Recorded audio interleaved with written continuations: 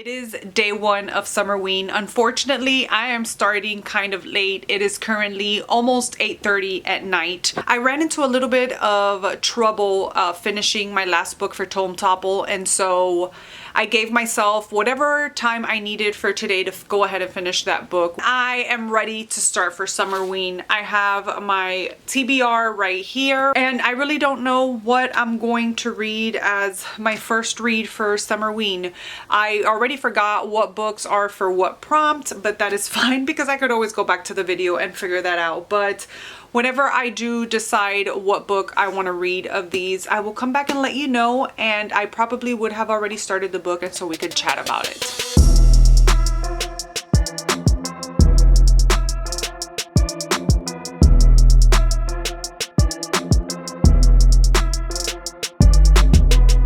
It is day 2 of Summerween. I decided to start with Summer of Fear. I read a few pages, 30 pages last night, and I'm pretty surprised at how this is going, to be completely honest with you. When I went into this, I mean, I've never read a Lois Duncan before, but when I went into this, I kind of went in expecting like a super chiller kind of book, like an R.L. Stein kind of book, like middle grade maybe type of vibes, but it is not giving me that. So far we have our main character, which I don't know her name, Rachel. We actually only see her name one time. That's why I was like, what's her name? So we have Rachel, and she starts off telling a story how her life is about to change and she doesn't even know it. And her life basically changes on June 2nd. She is actually waking up in the morning.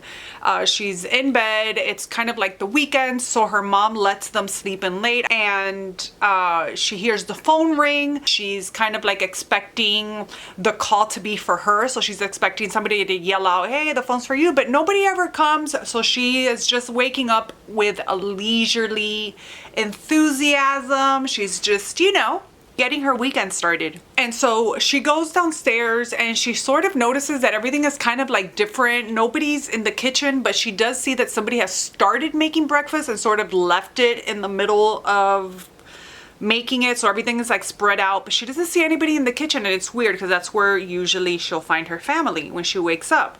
But she hears some commotion in the living room, and she goes, and her mom's actually like crying. Her brothers are trying to console them. Her dad's there, you know, trying to console the mom. And long story short, they get a phone call that the mom's sister and her husband have passed away. So Rachel's aunt and uncle, and she sort of feels really bad, like she wants to be there for her mom, but honestly she really didn't know her aunt and uncle. I think she's seen them once before. Her aunt and uncle moved to like this mountain kind of place where it's very like solitary, and it's just been them two. Her uncle is a writer, so he wanted somewhere where he could go and just write in peace. And then the aunt is sort of like this artist, she paints and stuff, and so it's like their little like creators haven. And so nobody's ever gone there to visit. Rachel has only met them once before, but she feels terribly bad for her mom, and she feels bad about the tragedy. You know, it's kind of like hitting her even though she really didn't know them. But then the mom is like, oh my gosh, Julia, poor thing, what she must be going through. She's like, we need to go get her. We need to go pick her up right now. Julia is her niece, the daughter of Marge and the husband. Marge is the sister. The husband's like, I'm on it. He makes all the plans to go pick up this girl. But only one of these kids, or maybe two of them, have met the cousin. So they're really not sure how she is, but they feel bad. They're like, you know, ready to accept her into this home. So the parents leave and Julia just stays behind, but she kind of gets like this obsession of wanting to know how her cousin is. She's kind of freaked out because she's like, she's gonna be sleeping in my room. I don't know her. She's trying to learn as much as possible before she gets there. She decides to go into the Christmas cards that she sort of feels bad not paying attention to, but she digs into to see if her mom keeps these Christmas cards, and she does. So she starts reading these Christmas cards to sort of get a grip on how her cousin is. And next thing you know, the parents are arriving with Julia. Now, mind you, this girl Rachel is kind of like sort of dating the neighbor. That neighbor has been there for years and years and years, since she can remember. They've been neighbors. And just recently, you know, I think Julia is either 16 or 17. I'm not Julia, Rachel is 16, 17 years old. And it's been like a couple years that they started like noticing each other. So they've been like dating, but not really dating. You know, they just spend a lot of time together. And I'm already like, Julia gonna want a piece of that, is what I'm thinking. I don't know if that's what happens, so I'm not trying to spoil the book, but I'm only 30 pages in, so I don't know what happens. But I'm kind of getting the sense of like the evil cousin kind of situation. Anyways, Julia arrives and you could tell that she's like sad, but she's almost like indifferent. So Rachel sort of feels like she might still be in shock, that she still hasn't really realized what's happened. She's been in this mountain for like the past couple of days, because they don't have a phone on the in the mountain house. They don't have a phone, so they sort of get a telegram from the detective that was on the case about what has happened. So when they go get Julia, Julia actually goes to school. She boards at a school, so she doesn't really live there. She was coming to spend the summer there, so she finds herself there all alone, and that's when the mom is like, oh, let's go get her. And so she's been at this mountain house for a couple of days already, by herself, I guess, trying to either cope with her parents' loss, or I don't know. Nobody knows what she's been doing on this mountain for 2 days. But so Rachel is kind of like, I wonder if she's still in shock, or if she's had time by herself to really come to terms with what happens. I believe Julia is around the same age, or she's either 16 or 17 years old. But I sense that Julia is gonna be trouble. And those kinds of books like really frustrate me. I kind of have a feeling that we're gonna encounter a character that's gonna tell lies on our main character, Rachel, and nobody's gonna believe her. I feel like this is gonna be a character that's grieving, so nobody really wants to ruffle her up more, so she's gonna get away with things. I'm thinking that's where we're going. I haven't read the synopsis, but I'm really liking the writing style. This was written in 1977, so kind of outdated writing style, but still gripping and enthralling. Like I'm really enjoying it. I wasn't expecting the writing to be how it is.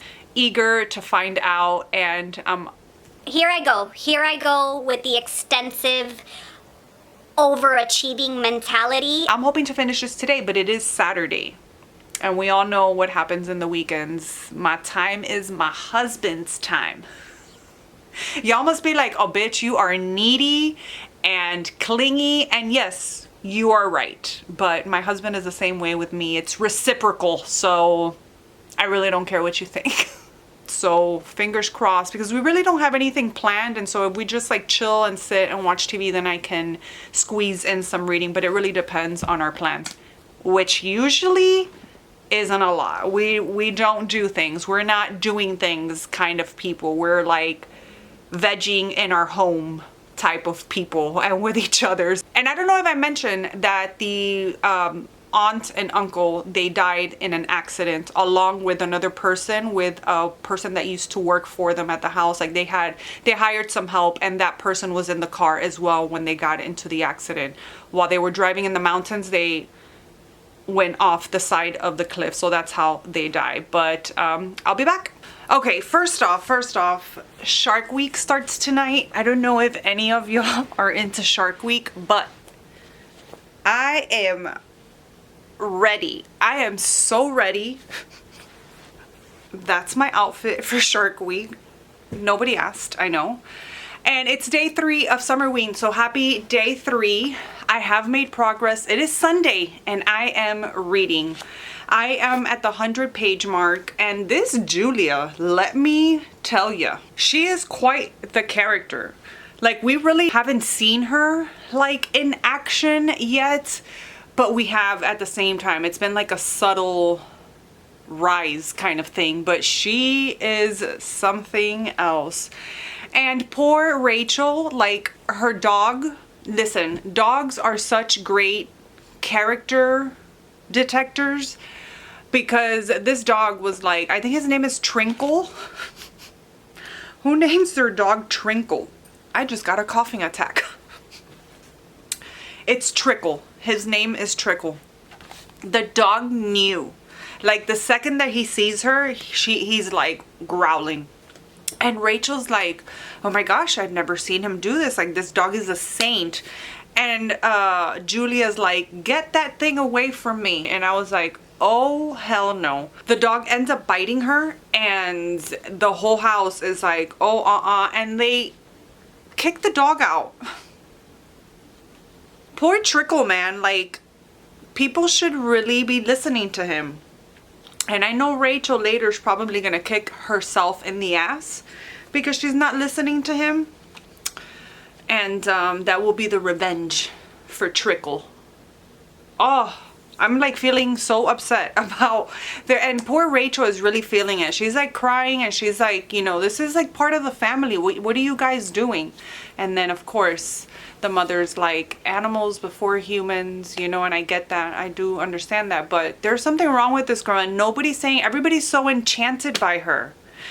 Like, I hate books like this. I already want to jump to the end so that we can get our revenge on Julia, because I really do not like her, and I feel bad saying that because she's 17 years old, but she's evil, bro. She's evil. As a Shark Week kind of celebration, kind of, I'm gonna recommend Meg. Have you guys ever read Meg? Have you watched the Meg? If you like the Meg and you don't think it's like cheesy and like whatever, if you like it, then I highly recommend you read this gem right here. Yes, I have the movie tie-in edition, but I also have this edition. I mean, I really love this book. I read book 2 last year, The Trench, and I'm going to be reading book 3, which is Primal Waters, this year, hopefully in the next couple of weeks. But just a little interlude to recommend Meg for those of you that might be interested. If you liked Jaws, then maybe you might not like this. If you didn't like Jaws, like I didn't like Jaws, the book, not the movie. I liked the movie. But the book, I wasn't a huge fan of. Maybe give this one a try.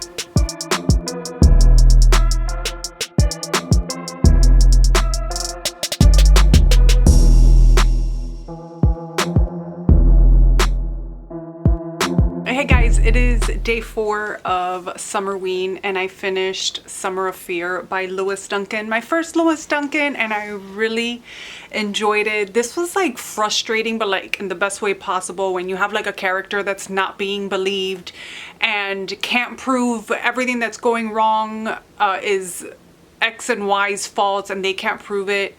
It's that kind of frustrating, but I enjoyed this so much. I really enjoyed the writing. I enjoyed the storyline. The ending, I was left kind of like, really? This is how it's gonna end? Is there like a part 2 to this book that I don't know about? Obviously, I don't know anything about Lois Duncan. I don't know if there's a second book or not, if we find out more, because it was sort of left like it was resolved. It was like a resolved ending, but there was something left in the air that maybe could be worked upon. I don't know, but I think I'm gonna give it 4 stars. I'm so happy that I finally read this. I'm just like knocking books off my TBR left and right. For my next read, I'm going to start How to Sell a Haunted House. So I'm excited to read this one. I've heard that this is creepy, that it's sort of like a haunted house story, but not really. It's more of the characters inside the house. So I'm excited. Grady Hendrix is sort of like a hit or miss for me. I really loved the Southern Book Club's Guide to Slaying Vampires. Loved that book. I think it's probably my favorite book of his. I've read, what is it, Final Girls that he wrote or something like that. I can't remember the name. I wasn't a huge fan of that one. I read My Best Friend's Exorcism. It was neither here nor there. And so I'm like hopeful for this one. I'm hoping that since the title is long, just like the title in the Southern Book Club's Guide to Slaying Vampires, I'm taking that as a sign, and I'm hoping this is gonna be a 5-star read. So I'm gonna start this one now. Also, how cute is this little Summerween bucket hat? Happy day 5. It is day 5 of Summerween, and I have a little book haul for you. I'm just opening the packages while I talk to you here really quick, so it could be easier to just show you instead of having to open all of them. each time. So I have no reading updates. To be completely honest with you, I was actually trying to finish a book that I had started back in June and I completely forgot about with Tome Topple and Summerween and everything happening. And I was like at the 70% mark of The Boatman's Daughter by Andy Davidson. And I was like, you know what, let me get that one out of the way. So I really don't have an update when it comes to how to sell a haunted house. Sorry if I keep going in and out of focus. I know that's a problem that I go through a lot. I don't know how to fix it. I do want to get a new camera, but it's a little bit of an investment at the moment. So I don't know if I'm going to be able to, but my camera is kind of old. So like the response time takes a little bit of time, and you know what? I'm not a videographer, so I don't know how to keep my shit from going blurry. I see everybody else's videos. This is why I can't watch other people's videos, because I always compare my shit to everybody else's and my shit is always like shitty. And so like I hate how out of focus I get sometimes, and it just gets on my nerves. But every time I look down, it goes out of focus. So I'm sorry if that's happening until I open up the books. Okay, so hopefully I'll have more of an update for you about how to sell a haunted house, because I think I'm 2 chapters in, so I don't really have any thoughts yet until I get a little bit further in. So I'll have a little bit of that. Damn, that was hard to open. Okay, so I have a Pango Books order that I have here. I ordered something off of the Christopher Triano website. He had a new book out, so I ordered that. And then I have 2 books that authors have sent me or presses have sent me. And then I have my beautiful book of the month. So we're gonna start off with book of the month because why not? So I ended up getting volume 0, the blue one. They had volume 0, the green one. I don't know if it was last month or the month before that. And so since I got that one, of course, I had to get this one. So excited. I haven't read the other one yet, but they're supposed to be like chilling stories, or I don't know what the description is. But I ended up getting 3 books this month. I didn't get anything last month, so probably the other volume 0 was the month before last, because I don't think I got anything last month, nothing that called my attention.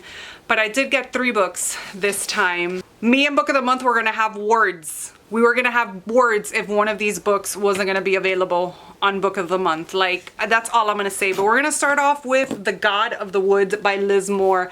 I am dying to read this book.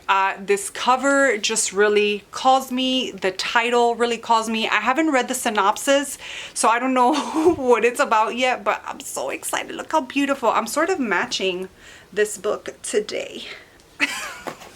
Then I also got The Return of Ellie Black by Emiko Jean. Emiko Jean. I'm trying to be, you know, all posh and shit.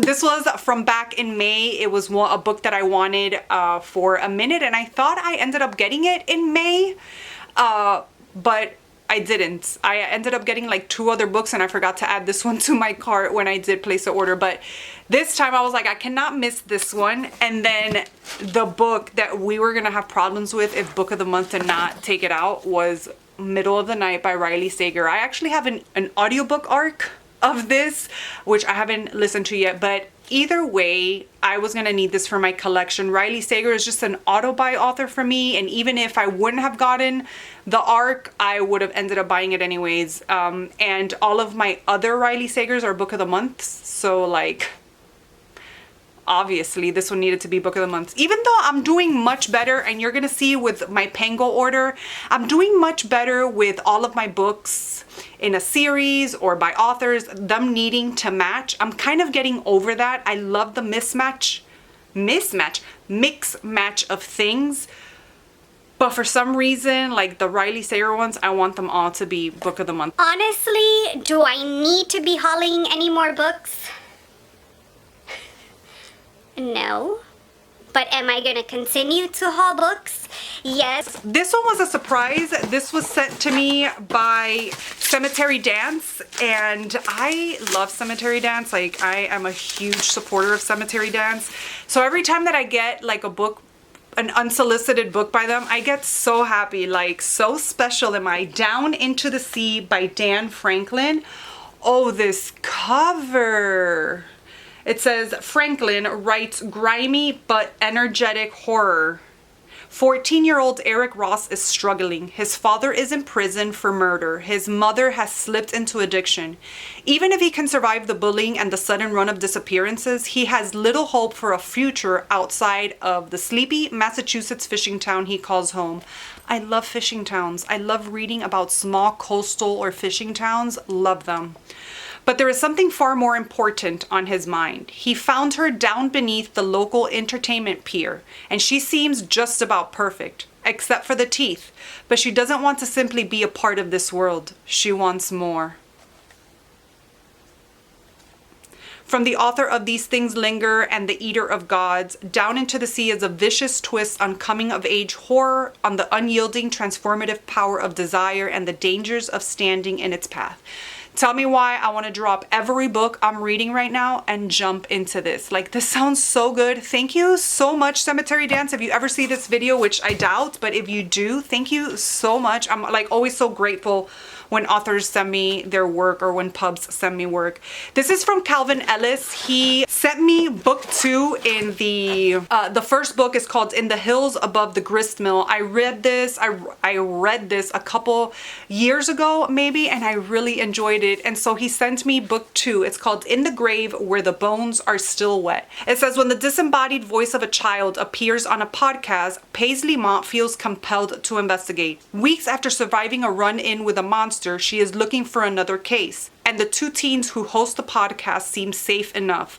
But when she arrives in the boarded up Rust Belt town of Howling Ivy, Indiana, she finds that there is more to the story than she thought.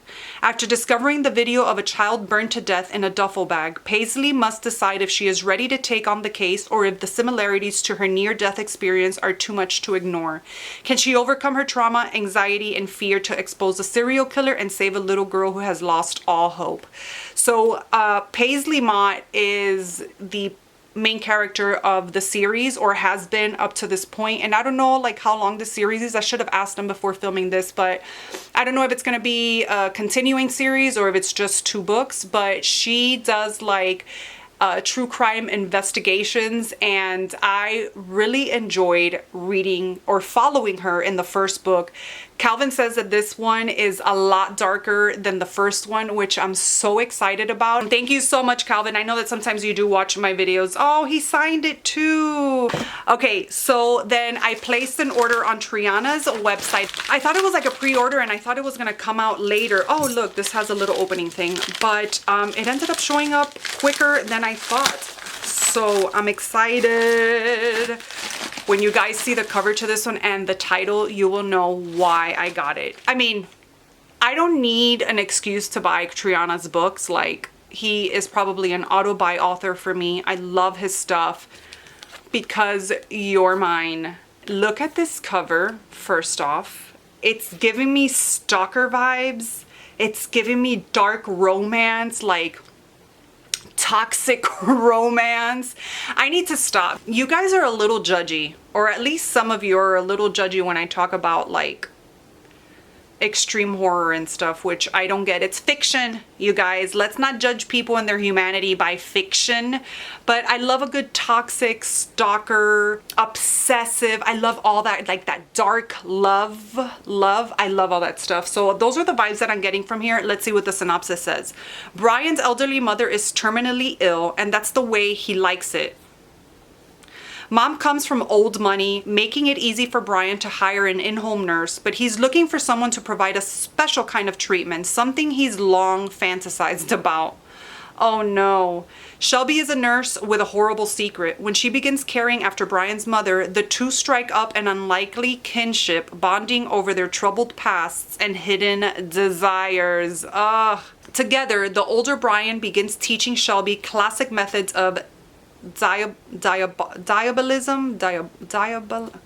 diabolism, is that how you say it? Oh my goodness. And she teaches him about the modern tools of their terrifying trade, making them a duo to die for. Because Your Mind is an extreme horror romance from the dark heart of Christopher Triana, author of Gone to See the Riverman. That's the one. Like, oh, I love that book. And They All Died Screaming. I still have to buy, I own They All Died Screaming, but I still have to read that one. I have to really catch up on his work, but I need to read this prontito. So that was my Christopher Triana order, and now we're going into my Pango order. So a bunch of these are books that I wanted to add to my collection that I have already read. Oops, I'm so sorry, I'm pushing you away. You guys know that I love the Lighthouse Library Mystery series. I've talked about it ad nauseum on my channel. It's one of my favorite cozy mysteries. We follow a librarian that lives, the library is in a lighthouse and she lives on the top of the lighthouse. Well, she doesn't anymore because she's gotten married and she has a house on the outer banks of North Carolina, like delicious coastal living, love it. But she's also a librarian. She used to live at the top of the lighthouse, like right above the library. Like, I love her so much. I love these books so much. They're all basically the same, solving like different murders and stuff each book. And I think I've read the first 9 books. And so every time I see some on Pango that are like decently priced, I add them to my library because I want to own them all. And I bought other things as well. But here's where you're going to see where I really don't care if my series are matching anymore, because I have like mass market paperbacks, I have hardcovers, all of the same series. So let's start off with this one, By Book or by Crook by Eva Gates. So this is the little series that I'm collecting. I believe this is book 1 in the series, and our main character is named Lucy. I don't think I said that. But yeah, this is the first book. Then I ended up getting Death by Beach Read. This is actually the first one that I ended up reading, which is book number 9. Because I didn't know it was a series. I just saw Death by Beach Read and I just called me and I read it. And you know what? You can read these in any order because they will fill you in on the characters and stuff. And also each book has a different mystery, but I loved going through all of the series. I went from book 9 to book 1 and just following just the different mysteries and the different events at the library that Lucy hosts. I just love it so much. So I also got A Death Long Overdue. I ended up getting Read and Buried, same series. I ended up getting Death Knells and Wedding Bells, Something Red, Something Dead, Deadly Ever After. Oh, I'm so happy to be adding these to my physical collection. And then these two are from a totally different series that I want to start. This one is, I believe this is the first one in the A Booktown Mystery series, and it's Murder is Binding. And then I also got Bookmarked for Death, which I believe is the second book in the Booktown Mystery series, and these are by Laura Barrett. So that is my little cozy mystery Pango order. I'm so excited. But yeah, these are the ones that I'm adding. I ended up buying 2 of the series in mass market paperbacks in another order as well. I'm not sure if I showed you that, but I will be showing it in an upcoming book haul. But I am so excited to be adding these, and they're all blue. I didn't notice that before. First off, how cute, how cute. I got a few things from the merch for this year's Summerween, and this is one of them. Like, I'm not a merch person. I rarely get merch from anywhere, but for some reason, Gabby always has something that I want. But I can't believe I'm putting the first thing on day 6. I think it's day 6. I'm always so lost. Okay. Also, I've been crying, so that's why I look like this. And when I tell you why I've been crying, you guys are gonna be like, what is up with you? It is day 6. I made it to the 30-page mark of how to sell a haunted house. I'm really enjoying it so far. I'm hoping that I could finish this by the end of the readathon, which is tomorrow. I am planning on like throwing caution to the wind and not doing any of my chores today. I do have a hair appointment because I hate my hair. and I haven't been to the salon since last year, so it's time to like freshen things up. But other than that, I'm like ditching my cleaning. I'm gonna do laundry because I could read and do laundry, but as far as cleaning and all of that goes, I'm ditching all of that. The only thing is that we do have to get our workout in. I'm actually training right now for an event that's happening on the 27th, which is a distance event, and I think I pledged 100 miles in 2 days, so I'm training for that right now. So like our workouts are non-negotiable. They're always non-negotiable, but specifically for the next 2 weeks because I started training late. But other than that, it's gonna be me and Grady Hendrix. Let's talk about my thoughts. I've already cried. This book is hitting real soft spots in my heart. It's so like, I wouldn't say eye-opening because it's really not that serious, but it makes you really understand the differences in people, the differences in family members themselves between mother, daughter, and father, the differences between mothers and fathers themselves. She goes into talking about just how her and her mother's relationship was, because now she has a daughter of her own, and everything that her mom did with her, she's doing the opposite with her daughter because she knows how it feels to have this.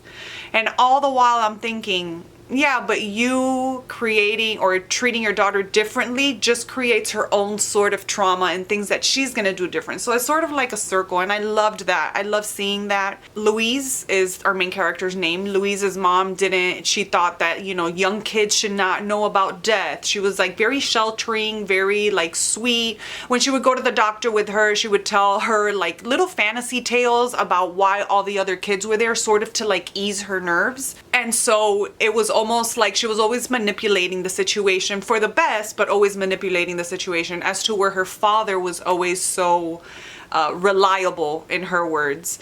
And so it goes into the whole story of her brother calling her and telling her that their parents were in an accident and they have died. And this totally shatters her life. Obviously, this is when we go into all the reminiscing of how her parents were. And one thing that I found interesting is that she goes to tell her daughter, which is 5 years old, that her grandmother and her grandfather are both dead.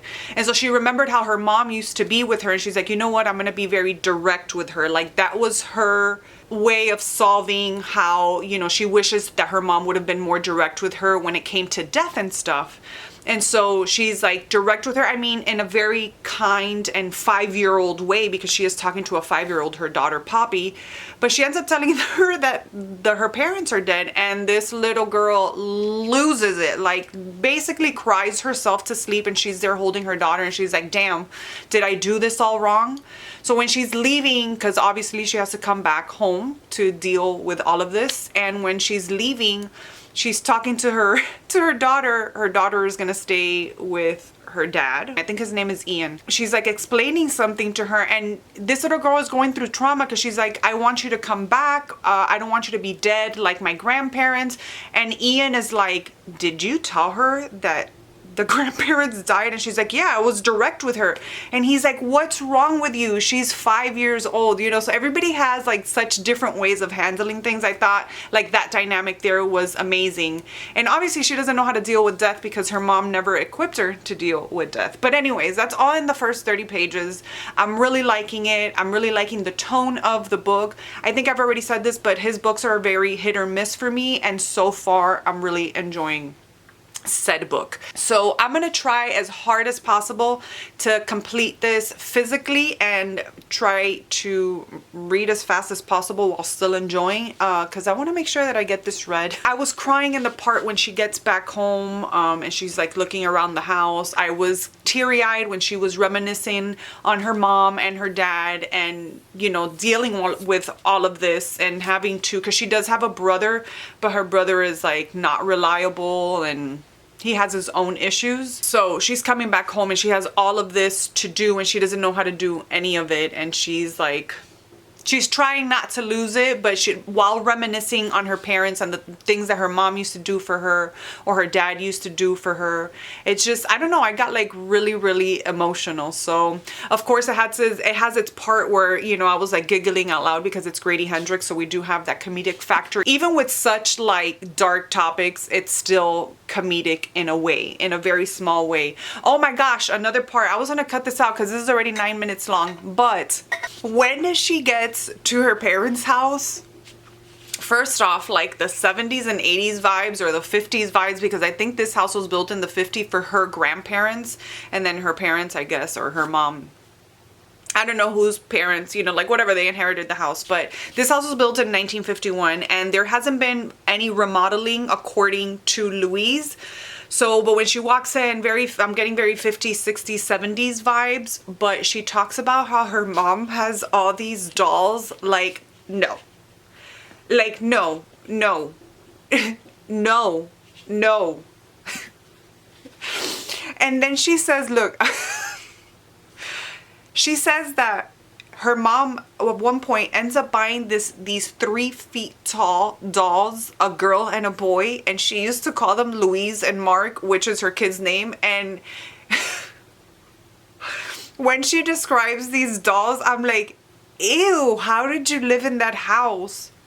Basically, her mom was like, oh, so even if my kids leave, they really won't be far away because I have these 2 dolls. I'm like, what? They are so creepy that I would not have even, I mean, obviously Louise is used to this. She grew up with all these dolls and stuff, and Louise is kind of weird too. When we go into her room, but it's not as creepy as these dolls, but there's apparently like everywhere in the living room. And you know, her mom used to do like this puppet show thing, so she used to sew a lot of puppets and things. I don't know, but like these dolls, no ma'am, no thank you. And these 3 feet tall, like they're supposed to be your kids, and you called them Mark, and like, no, I would not step foot in that house. I would tell my mom, no, like put them away. When I come over, or you come to my house all you want. All you want, but those, no. So creepy. Like, if you've read this book, let me know if you found that part creepy. Like, I could not, no. Okay, I'm gonna go continue reading. So I am back. This is the hair. I'm obsessed. I finally feel like myself again. I hate doing my hair. Like, I really hate doing my hair.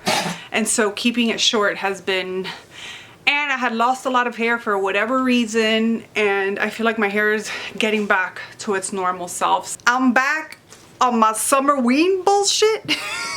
I don't know where my book is. I did read a little bit more, and we got into the whole sister seeing the brother, because the sister and the brother, Louis and Mark, have had like a really rocky relationship from being young, not just because of them, but because their parents produced this animosity between them. It's like a sibling shadowing another sibling, and so there was always like a little bit of resentment towards both of them. But I already told you that Mark really is a bit like unreliable in a way. They have actually come together after years of being estranged and not speaking to each other, and it was intense. Really loving the book. I'm hoping to get a nice chunk done. The book mail continues because I got another package, and it's from Penguin Random House, and I don't even know what they sent me, so let's see together. Oh, I already got one of these. It's The Puzzle Box by Danielle Trussoni. I don't know much about it, but it said it is the year of the wood dragon, and the ingenious Mike Brink has been invited to Tokyo, Japan to open the legendary Dragon Box, a mysterious 19th century puzzle that has remained unsolved for over 150 years. The box was constructed during one of Japan's most tumultuous periods, when the samurai class was disbanded and the shogun lost power. In the moment of national crisis, Emperor Meiji placed a priceless imperial secret in the Dragon Box, locked it, and hid it in a temple far away from the palace. Only 2 people knew how to open the box, Meiji and the box's sadistic constructor, Ogawa. Both died without telling a soul what was inside or how to open it. I'm not gonna read any more from that. That sounds so interesting, like a box that a secret has been locked in, has been stored away for, what was it, 150 years? And the only 2 people that knew how to open it and the secret inside are dead. Sign me up. I'm so excited. This doesn't come out till October 8th. It is the last day of the readathon, and it's currently 8 in the evening. I haven't really updated at all today because I've been really trying to use my time to read. I'm trying to finish 2 books. I have 4 more hours and I think I could do it. These are the 2 books I'm trying to finish. Vanilla and How to Sell a Haunted House. How to Sell a Haunted House, yeah. I've rarely talked about this one. This has been the book that I've been reading at night on my Kindle. So it's been my book to read in the dark. And I don't know why I haven't been talking about it. I think it's because I actually started this book the day before the readathon, but I got like 5 pages in because I read my Kindle when I'm in bed to go to sleep, and so I read what I can until I pass out. And so I only got to finish the first 5 pages before the first day, so then I just kept reading it at night, and it didn't land on me to be like, hey, I'll just read this one instead of that original one that I put on my TBR, which was the Glenn Rolfe one, which I have the ebook for. So I have switched that one to this one, Vanilla by Mona Kabani. I've read this much already. I have this much left, but I feel like I'm on part 2 of this book, and I feel like it's going much quicker. So I think I can finish it. Today is also my 15-year wedding anniversary, so it's been really hard to read. My husband had to work, so I've had some time. With How to Sell a Haunted House, I am currently 267 pages into this one. Really enjoying it. I actually ended up getting the audiobook for How to Sell a Haunted House because I was just reading it too slow. So that's how I've been able to get quite a chunk read of this one. I'm gonna sit here now and do a little bit of diamond painting with my audiobook, and hopefully I can finish it with 1 session of diamond painting. That's all I have to say for today. I will see you tomorrow at the end, the day after the end, so we can talk more in depth because I need to use all of my time towards reading.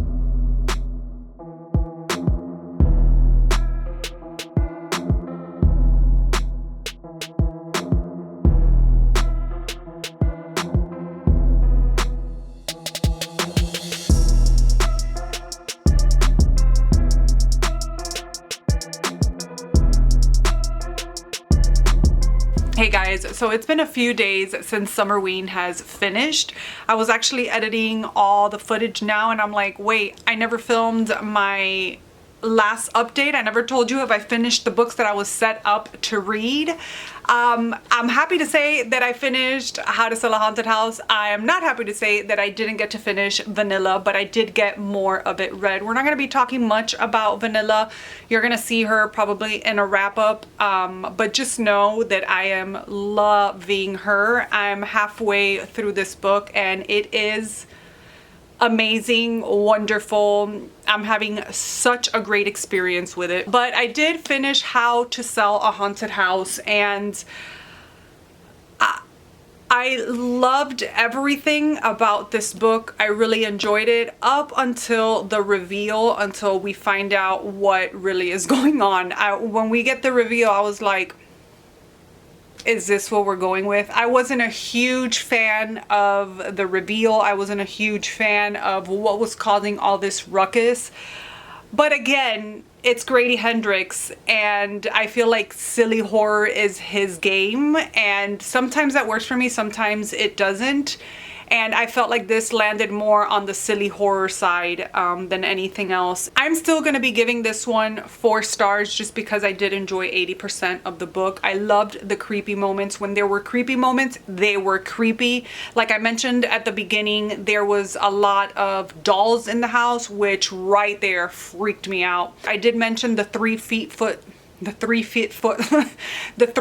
tall dolls that is said to mimic Louise and Mark. I found that so creepy. There was moments of intensity between the siblings, and there was moments of intensity of creepiness. But when it all boiled down to it, the main culprit, I was just like, oh my goodness. So I wouldn't necessarily say that this was like a full disappointment. It was just when I got to the point of the reveal, it was a little bit of a letdown. Is that the same thing as disappointment? Yes, but like a little bit lower than a disappointment, a grade lower than that. But that didn't take away from the rest of the enjoyment that I had with this book. So I'm gonna leave it at 4 stars. Not my favorite, but not my least favorite. of his. So I think this one stands somewhere between Final Girl Support Group and A Southern Book Club's Guide to Slaying Vampires. I can never remember that long ass name, but I'm glad that I finally got to read this and checked it off of my TBR. I'm pretty happy with what I read. I ended up reading Summer of Fear by Lois Duncan. I gave that one 4 stars. How to Sell a Haunted House by Grady Hendrix, another 4 stars. I ended up completing 4 of the 5 prompts. I completed Read a Book in the Dark with Vanilla. I completed Read a Thriller or Horror Book. Pick whichever book you want me to put for that one. Then I read a book with 5 words or more on the title, How to Sell a Haunted House, and then read a book that takes place in the summer, Summer of Fear. So the only prompt that I did not complete was read a book with the night sky on the cover. What is wrong with you? So that's it, you guys. That was my Summerween. I loved everything that I read. Let me know if you participated, what you read. Let's chat books in the comment section down below. I hope you guys enjoyed this vlog. I will see you guys next time. Bye.